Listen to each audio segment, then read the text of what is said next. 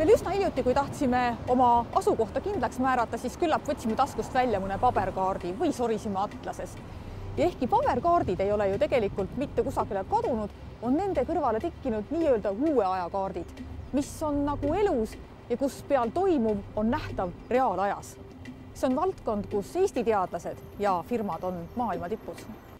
Nüüd on Pariisi, aga siin on juba 5700 inimest praegust on Eiffeli torni kandis. Need värvilised laigud, mis siin jooksma hakkavad, näitavad siis seda, et kuidas need inimesed siit liiguvad ju välja. Sel ajal, kui me siin praegust räägime, nad tulevad, lähevad ja need inimeste arv siin kandis muidugi muutub järjest. Ja siin serva peal me saame vaadata, et kes need inimesed on, kui palju on mehi, naisi, noori, vanu, mis tüüpi telefonid need on ja kust kandist nad on, et kui palju on pariislasi, palju on sisse sõitnud, palju on turiste.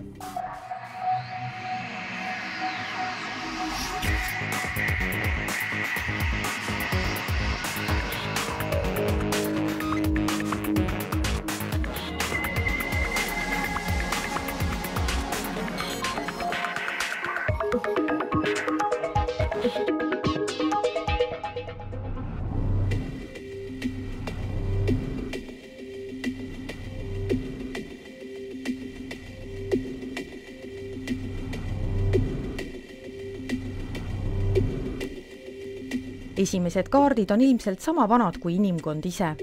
Algas see ilmselt mingi liiva peale joonistamiseks, kalju peale joonistamiseks ja mõttega, et üks jahimees korja saaks teisele midagi selgeks teha. Aga need maakaardid tekkisid siis, kui oli vaja minna kas siis röövima või sõjakäigule või... Tavalisest maakaardist kujunesid aja jooksul teemakaardid, nagu näiteks navigatsiooni, maakasutus, metsakorralduse ja sõjaväekaardid. Räägitakse, et paljud kaardid on seotud meil siin nagu Napoleoni sõjakäigu eelsete aegadega ja just siis tekkiski selline mõiste, et see on strateegiline ressurss, strateegiline asi, see kaart ja hakati siis eriti Venemaal neid kaarte salastama. Täna räägime lihtsa paberkaardi asemel kõikvõimalikest nutiseadmetele ja arvutitele leiutatud rakendustest. Maid kaardistavad üha enam satelliidid ning meie asukoha nendel kaartidel näitavad ära meie enda mobiiltelefonid meie taskutes. See on tohutu uute võimaluste ja väljakutsete allikas ja valdkond, kus ka eestlased suudavad maailma parimate seas olla.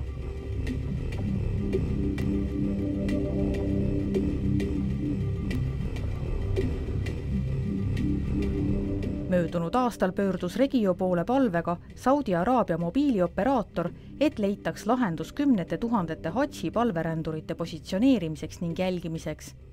Tellimus esitati vaid 2 nädalat enne palverännakut. Ega neil ei olnudki mitte kuhugile mujale maailmas minna, et sellist lahendust saada.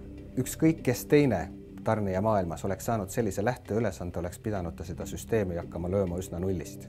Meie oleme oma lahenduse üles ehitanud sellisel modulaarsel viisil, et meil on nendest Lego tükkidest võimalik panna kokku erilahendusi väga lihtsal viisil. Saudi Araabiale tuli välja töötada kaart, mille abil positsioneerida hätta sattunud palverändureid. Jälgida tuli vaesematest riikidest pärit osalejaid, keda oli umbes 90 000.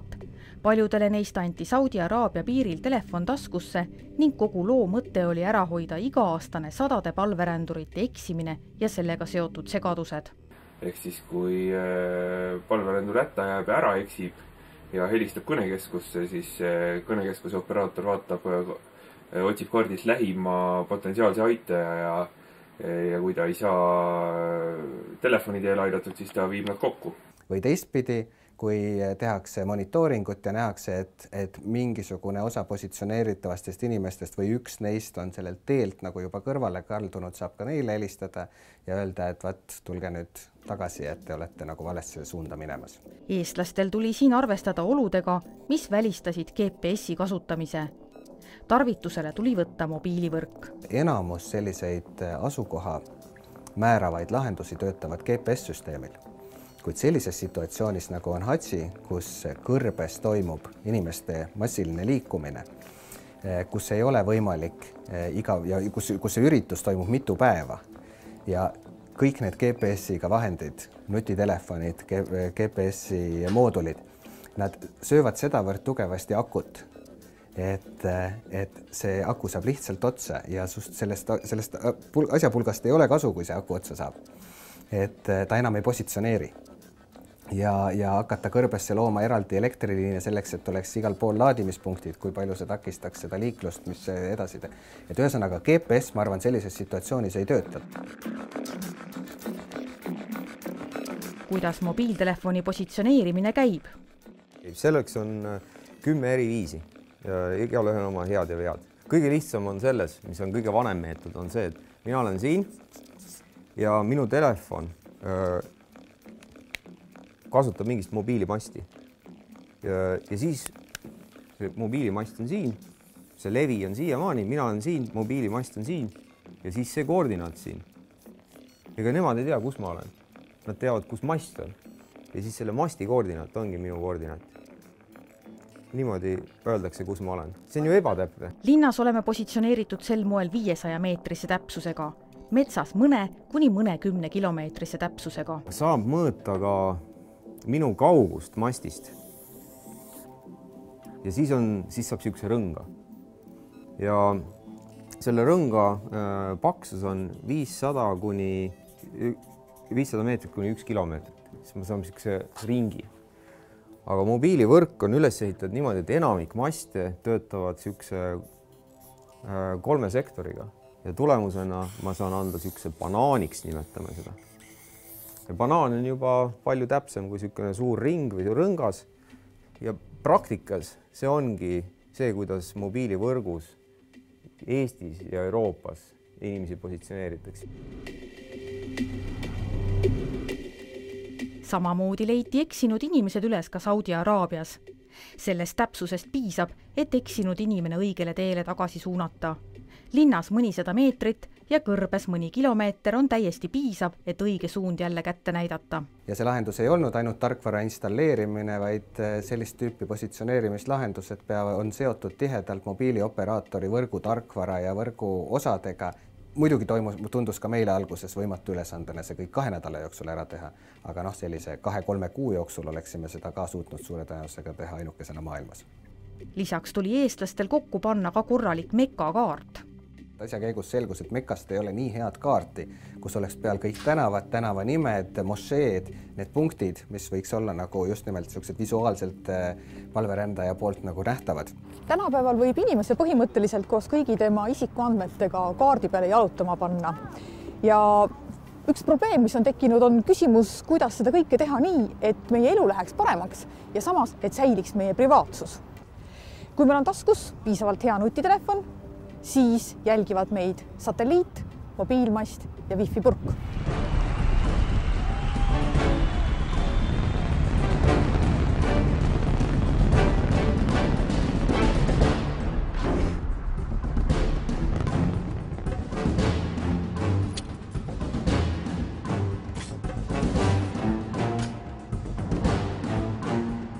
GPS toimub põhimõtteliselt samamoodi, ainult selle erinevusega, et see ei ole maapinnal, vaid on niimoodi ülespoole keeratud. Et siin on satelliit ja mõõdetakse põhimõtteliselt valguse liikumise kiirust sealt kõrgelt minuni siia alla.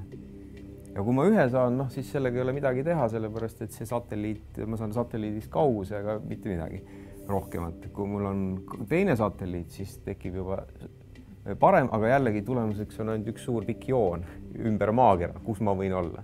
Kui me paneme 3. satelliidi, siis selle tulemusena me saaksime teada, kus ma olen, aga veel kõrgust ei saa. Ja ongi niimoodi, kui on 4 satelliiti ja 4 satelliidi kaugus minust on määratud, siis ma saan nii koordinaadi kui kõrguse. Ja see on oluline erinevus GPS-i ja mobiilide positsioneerimise vahel, et mobiilide positsioneerimine ei anna kõrgust. GPS-il on see häda, et ta ikkagi ei levi keldritesse, garaažidesse, isegi suurte kontorite, nõupidamiste ruumidesse ei ole näha. Sel juhul tuleb appi wifi-võrk.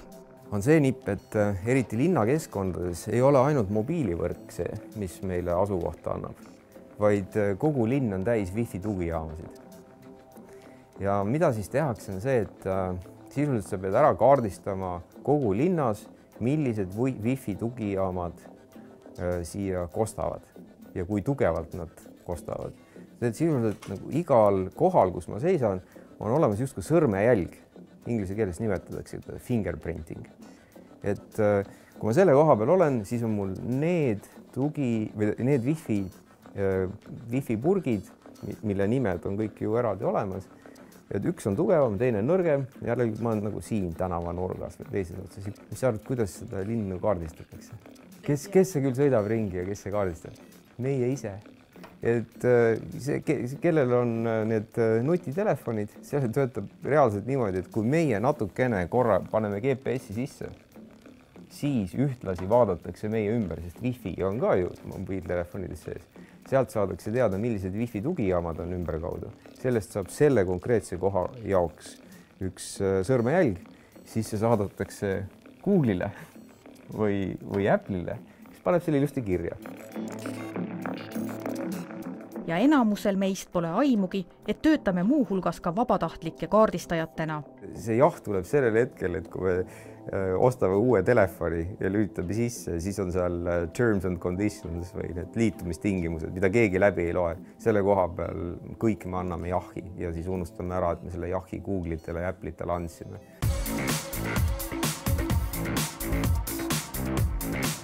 Inimeste gruppide liikumist kaardil jälgib Regio loodud analüütiline programm Demograft.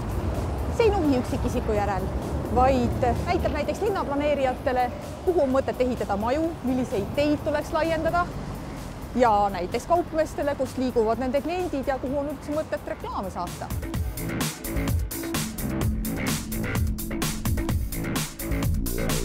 Siin selle ringi läbimõõt on 500 meetrit pandud. Miks me panime 500 meetrit on sellepärast, et me ei taha igat inimest jälitada. Me tahame praegu saada suurt pilti, kes siin kandis on ja meid ei huvita, kes nad on, nimeliselt, see pole oluline. Küll aga annab lisaväärtust teadmine, millisesse sotsiaalsesse gruppi nad kuuluvad. On nad täiskasvanud või lapsed, turistid või kohalikud? Kes on väikeste laste vanemad, lasteaiaealiste laste vanemad? Seda on hirmus tüütu reklaamiandjal kätte saada internetis. Pagana keeruline aru saada. Google võib näha kurja vaeva vaadates, mis veebilehtedel me käime, mis otsisõnu me tahame, sealt on meeletult keeruline seda kätte saada. Aga kui me võtame selle asukoha info, mida meie Demograftiga teeme, siis kes on need inimesed, kes käivad kahtlaselt 5 korda nädalas, 2 korda päevas lasteaedade juurest läbi, iga kord seal olles 10 minutit. Lapsevanemad, ühtegi teist elanikurühma maailmas ei ole, kes sinna sellistel aegadel läheks. Või siis jalgpallihullud. Et kuidas saada teada, kes on jalgpallihull?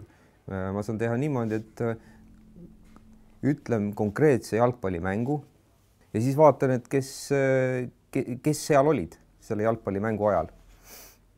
No siin on konkreetne Manchester City ja Manchester Unitedi mäng, aga üks mäng selle järgi ei saa hästi järeldada, et tegemist on jalgpallihuvilisega või sügava jalgpallihuvilisega. Panin teise mängu juurde.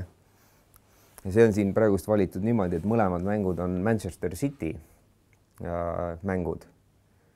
Ja tulemuseks on siis saab ligi 4000 inimest, kes on Manchester City mängudel käinud nendel 2 mängul. Et me selliste uurimisega ei taha väga põhjalikuks minna. Et praegust ma näitasin, et meil on 4000 Manchester City fänni siin. Ma võin siia veel panna elukoha järgi, et kes tulevad Oxfordist. Ja sain ainult 100 inimest.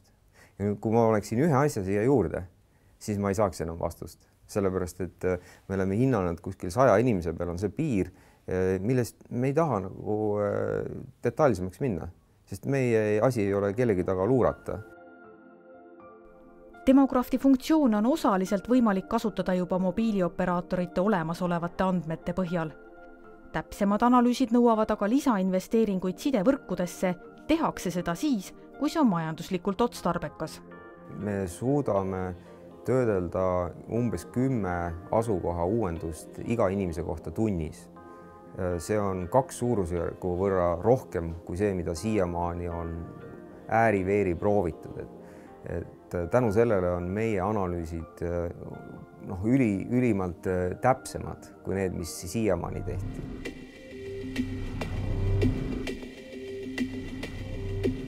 autojuhid kasutavad tänapäeval navigeerimiseks GPS-seadet, mis on muidugi kõva samm edasi võrreldes paberatlasega. Aga ideaalne aktiivne teekaart võiks ju olla selline, kus lisaks asukohale on veel peal ka kõikvõimalikud teeremondid, teele langenud puud, täna toimunud õnnetused, miks mitte ka need põdrad, kes on metsas liiga lähedale tulnud teele. Aga midagi sellist on Regio koostöös Maanteeametiga isegi loomas ja selle asja nimi on Tark tee. Kõik see alguse sellest, et Maanteeametil on väga mitmed sorti andurid maanteedel, kus jookseb informatsioon igapäevaselt, iga tund, iga minut nende baasidesse ja selle projekti raames sai võetud kokku erinevatest allikatest kogu see info ja tsentraliseeritud see kesksesse baasi. Ja see on nende alus selleks, et pakkuda sealt edasi nüüd juba lisades muud informatsiooni, näiteks saad sa teostada punktist A punkti B marsruudi ja siis ta juba arvestab sellega, et ahah, siin on ilmajaama andmetel teeolud sellised, et on nii-öelda must jää tee peal ja ütleb sulle, kui sa oled selle valiku teinud, et palun ära mine nagu Tallinn-Tartu maanteel seda teed mööda, mine teist teed mööda.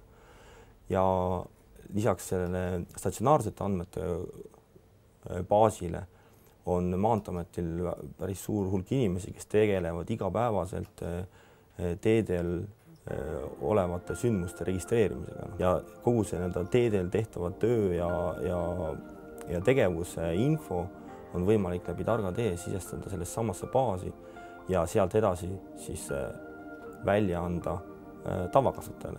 Hetkel autojuht tarka teed veel kasutada ei saa, kuna ei ole kuigi tark rooli keerata ja samal ajal arvutis sorida. Et seda infot kasutada, sa pead toksima sisse tarktee.mnt.ee ja siis otsima endale meelepärased punktid ja ütleme, et arvuta mulle teekond, mis siis arvestab kõigi nende pindamistööde ja ilmakaamerate info ja liikluspiirangutega, kus näiteks on tee kinni pandud ja nii edasi. Autojuht seda ilmselgelt ei tee, kui ta autojuhi rooli läheb ja seetõttu on praegu mitmeid plaane, kuidas see lünk ületada niimoodi, et selles tavainimese poolt kasutavas navigatsiooniseadmes oleks see sama sisend olemas. Et see on tehniliselt kõik teostatav, küsimus on ainult ajas.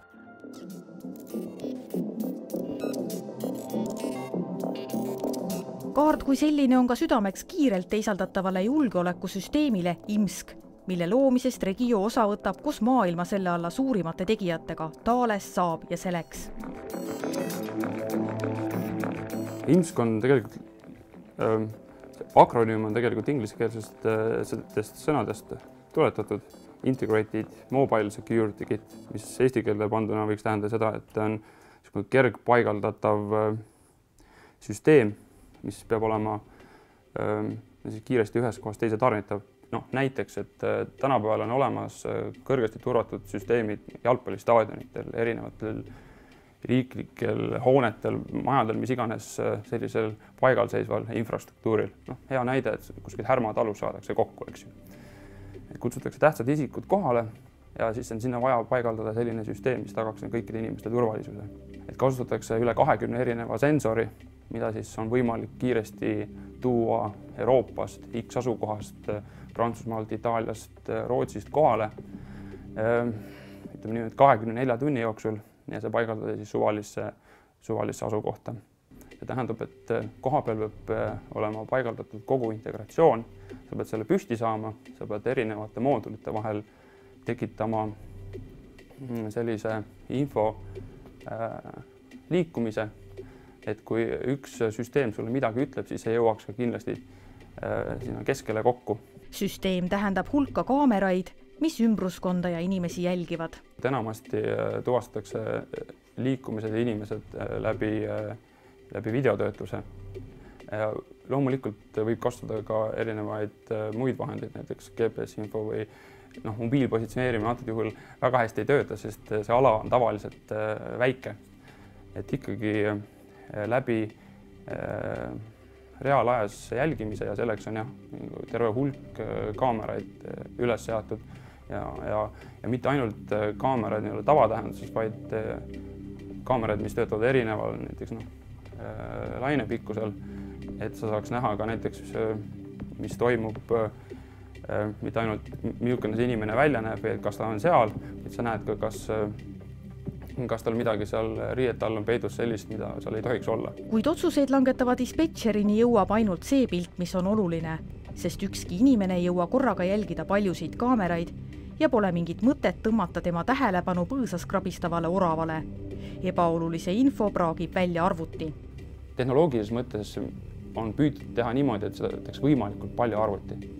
Arvuti peab see reeglistik või see andmeanalüüs peab olema nii teravmeelne või kaval, et ta suudab ikkagi öelda, et see hoiatus nüüd oli, las ta jääda sinna. Et kogu selle süsteemi süda ongi see juhtimise kontrollisüsteem, kuhu ühelt poolt peab jõudma iga alamsüsteemi info kohale, kuid teisalt see info ei tohi olla selline, et iga sekund tuleb seal 3 uut alarmi näiteks. Et selle jaoks on sinna vahepeale tekitatud selline integratsioonikiht, kus siis tehakse andmeanalüüsi ja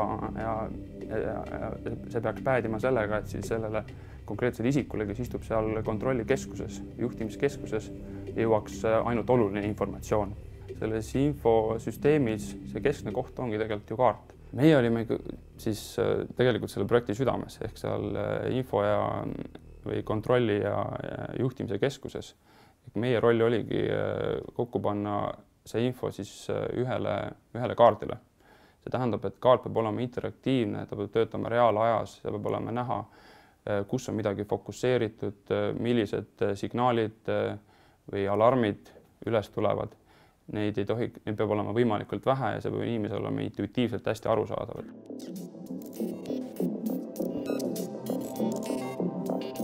Võiks arvata, et maakaarte joonistatakse tänapäeval satelliidipildi abil. Tegelikult tehakse seda enamasti vaid 3. maailmas, sest arenenud maailmas on väga täpsed maakaardid juba ammu olemas. Aafrikas, Aasias, kus seni üldse kaardid puudusid, on vaja täiesti nullist üles joonistada. Eesti põhikaardi tegemisel on satelliiti tulnud kasutada vaid korra. 2000-ndate alguses Vene piiriäärsed alad joonistati Ikonose satelliidipiltide pealt maha, sest Maa-amet ei tohtinud lennata nii piiri lähedalt. Satelliidipildid on aga tänapäeval aluseks hoopis uut laadi funktsiooniga teemakaartidele. Näiteks raiekaardile, mille pealt saab jälgida, mis meie metsades toimub, mis sinu enda metsas toimub. Maailmas on taolist kaarti kasutatud 10 aastat, osaliselt on see olemas olnud ka meil. Regio on tegemas esimest üle-eestilist raiekaarti. No, satelliidipildi pealt saab välja arvutada, et kus siis tegelikult metsa raiuti. Et üks asi on see, nagu tuleb raielubade pealt välja, et kus need raiealad olema peaksid, aga siis saab välja arvutada, et kus nad tegelikult olid. Meil on vaja 2 satelliidipilti. Võib ka ühe pealt, aga siis on tulemus ebatäpsem. Et satelliidipilt enne ja satelliidipilt pärast. Ja lühidalt võib sedagi kirjeldada nii, et kus enne mets oli ja pärast ei olnud. See tuleb tõlkida arvude keelde, niimoodi, et programm saab programmile selgeks õpetada, et ta näitab meile ära täpselt need alad ja lõpuks tulemuseks on üks vektorkiht, mille saab siis kanda kaardile soovitud kujul. Veel ühe rakendusena pakutakse võimalust satelliidipildi abil kontrollida, kus on heinamaad niidetud, kus mitte. Me saame satelliidipildi pealt väga edukalt välja arvutada, kus tegelikult heina niideti.